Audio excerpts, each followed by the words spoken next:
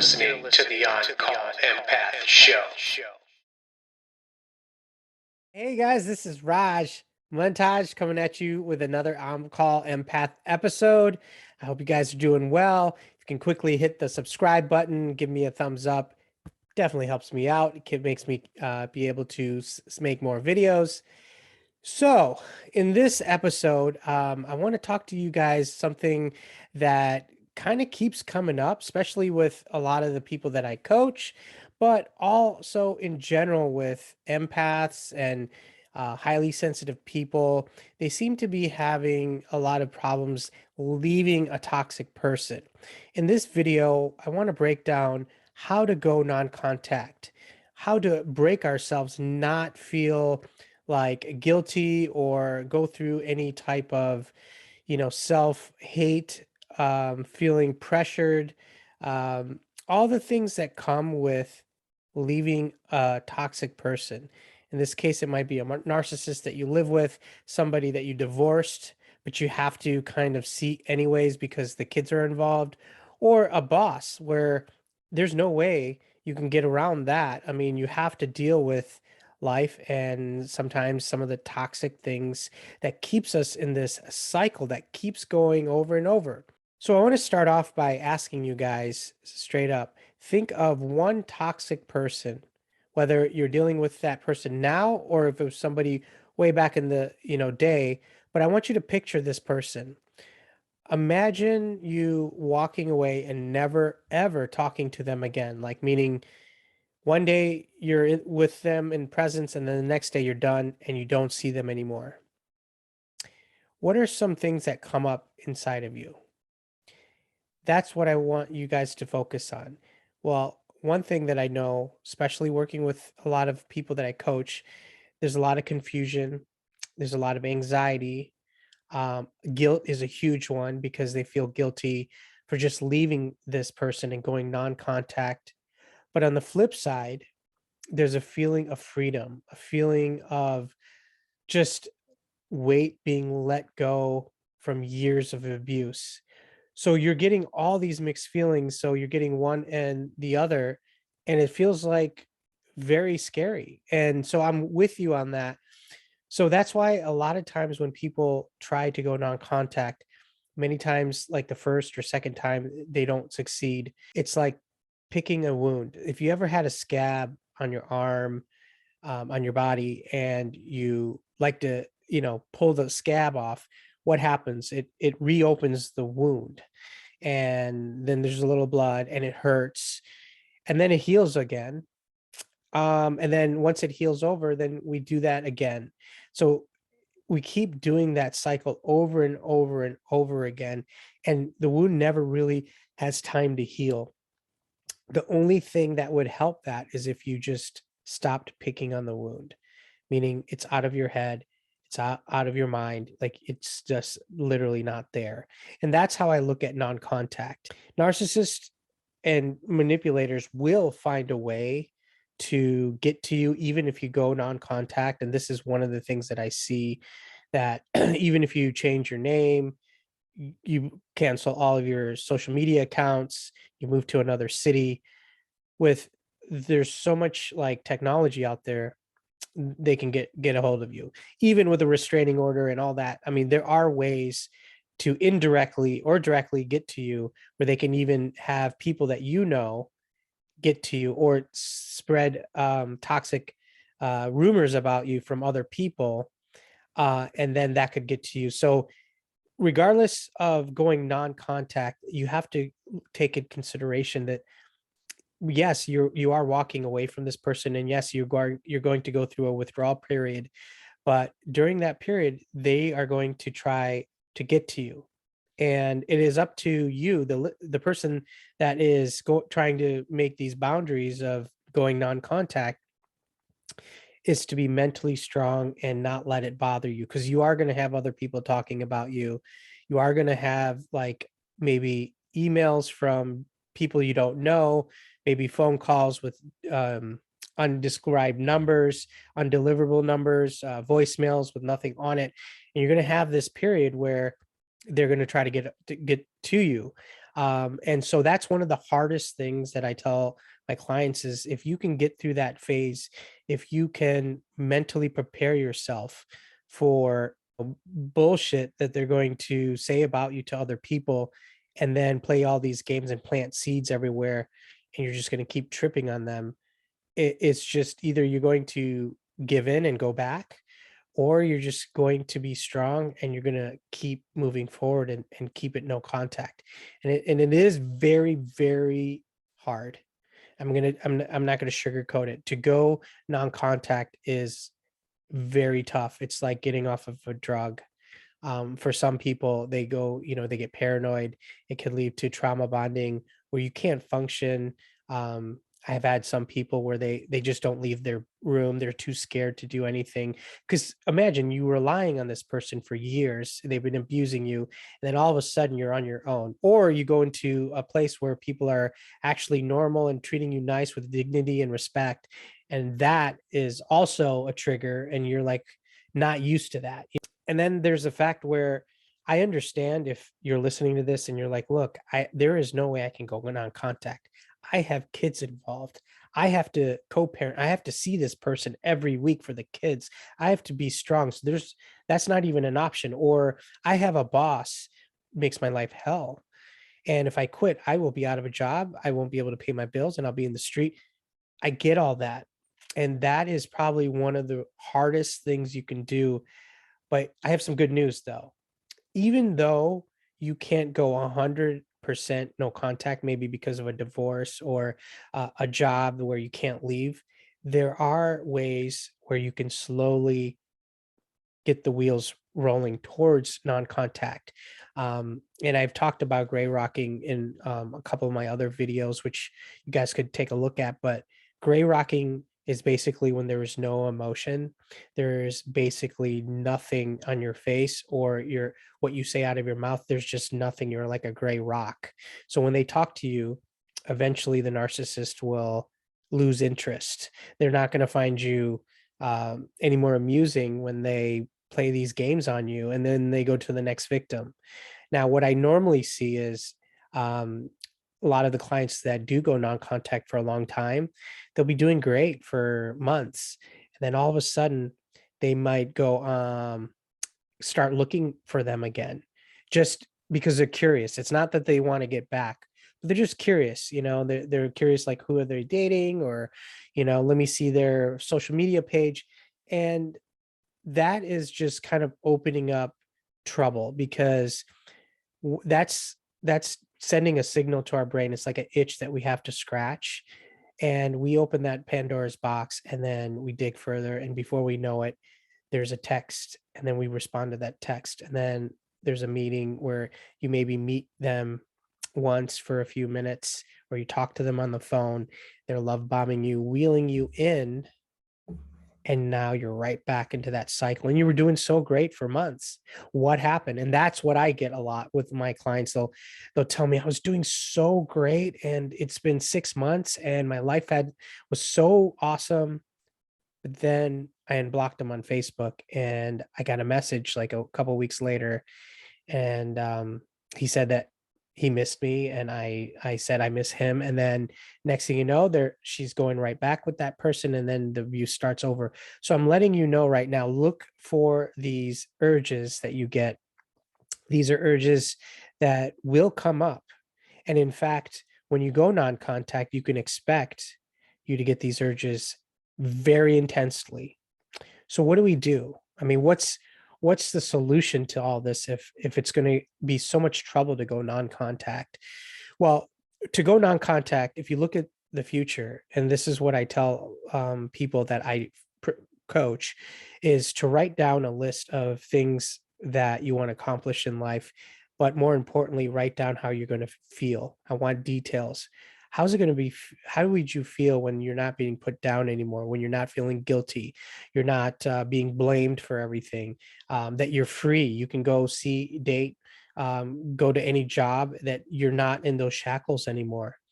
And when you write that down and you keep that with you, when you get these urges, I tell people to open that little journal and start reading each point out loud. And that when you hear that, you're like, yeah, why the hell would I want to go back to this person that's a monster? Because what happens is we forget it. We focus on the good times and, it wasn't so bad, and we start to justify it. But then when we read over like exactly how we really felt and what our goals is, you'll see that it's not aligned. It's not in our best interest to even entertain the fact that we should contact them.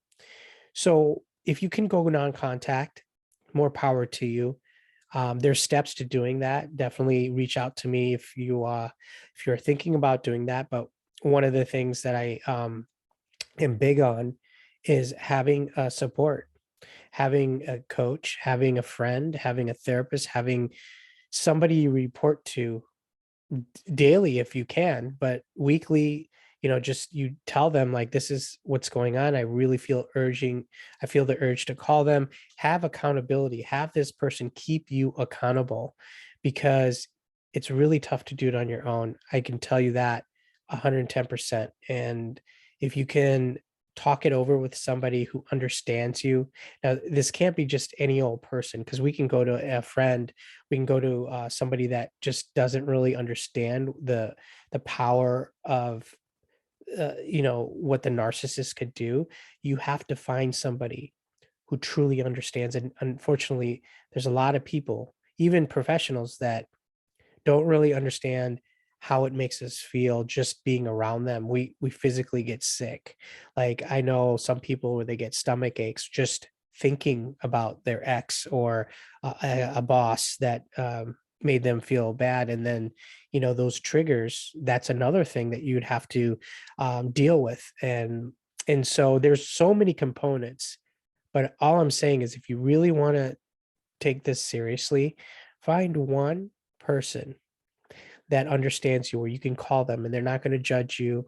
They're not going to be upset because maybe you're thinking about going back. They're not going to put you down. Like, how could you think about going back to this monster? That's on you. Anybody that does that kind of stuff, that's not the type of friend I'm talking about. Or even a coach. You want somebody that's supportive, that's saying, you know what? No matter what you do, I'm on your side. I'm on your side. I'm here to listen. I'm not here to judge.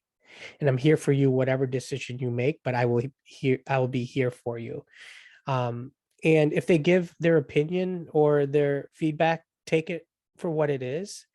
But it's so hard to just kind of do this all in your head by yourself. So if you're looking to go non-contact, look for that one person. There are people that are listening at this podcast that don't have that luxury. They can't move, they can't get away. They have to stay in that position, whether it's for a kids, whether it's for children involved, whether it's custody, divorce, um, a job, a contract, whatever that is. Usually there's still hope, because if you can't go non-contact, you can do something else, and that's dropping your emotions. I'm going to repeat that once more. You're not going to feel anything for this person, which is very, very tough, because here you are, maybe you've been with this person all your life and you don't know anything differently. And you're bonded to this person, yet they treated you like crap for decades. What other people won't understand, why you can't just let go. The fact of the matter is, there is a bond there. And I understand that. But if you can't go non-contact, which seems to be with a lot of people that I coach, where they're married to somebody like a narcissist, they can't leave. They can go gray rock. They can start to feel and say to themselves, if this person, starts dating other people in front of me, or they get hit by a bus, God forbid, or something bad happens to them, it's not going to matter, because they're already dead to you inside. And to get to that point, it takes work. It takes work. And what I usually walk a lot of my clients through is going way back before you met the narcissist, even further when you were growing up as a kid. Where did this feeling come from, where you have to get, the validation, where you want to feel loved and you're craving for attention, and those breadcrumbs? That's where we start off at the way beginning. before the narcissist even came in the picture, and we start from there and we look at your authentic self when you were a child or growing up. Why were you feeling like you had the need, that you weren't getting enough attention, or you were abused, and then you came across this narcissist who, could have been anyone, but it happened to be this person who took you for granted and used you and then tossed you aside. So once you can see that, and it takes some time to do this, it's not overnight. It's constantly, we take bits and pieces, and then once you're able to put the puzzle together, I can tell you this much: you start losing, not you start losing just all of your feelings towards this person, even though they could be the father of your children. It's not going to affect you, because when you visually see them and you talk to them, it's just like there's nothing there. And if you can, once you get to that point, it's like you won the game over. And the narcissist is going to be very disappointed, and they're going to go try it on somebody else. But before then, they're going to try everything in their power to get underneath your skin, start talking about you to other people, maybe talk to your kids how bad you are, and just do all these things to get under your skin. But if you don't respond or react, and you go gray rock, and you start using these tools where you start going back in your past and you start unraveling why you are so attracted to somebody who treats you bad, and you can unfold that. You could do that with a therapist, you could do that with a coach, you could do that with a friend, but you have to have this conversation out loud. You can't do it on your own. It's just very tough to kind of just say, okay, I'm going non-contact. I'm not going to let anyone go. In fact, I have a lot of people that I hold accountable. Like every week, I'll have them send me an email on why, what they felt that week and why they left. What was their motivation to leave this person? And every week when they sent me that email, I could tell, like when I met with them in the coaching session, that they would feel less and less and less. And then they would get to a point where they're like, I don't care if he lives or dies. I mean, he's dead to me, basically. And when I see him, like if I have to go to a function and we're there, um, I don't get that reaction in my chest. I feel like it's just like it's like a ghost, like no one's really there. And they might provoke me at these functions, like a wedding where you have to see them, or some sort of funeral where you have to see them. But you get to a point where you could, if you do the work, when you see that person visually, it's just going to be like ghost. There's not going to be anything. It's like you're going to go up to somebody who's in the street that you never met. Once you can identify that they're equivalent to a stranger, that's it. And you have won the game. And you have to learn from this. We got to make sure that the next relationship or the next job, that you do your vetting, you keep your boundaries set, and you let people know that you are not going to tolerate this. Because what's the point of getting rid of somebody with all this hard work and then going right back to a similar person, just in a different body? So, with that said, I hope you guys got something out of this no contact.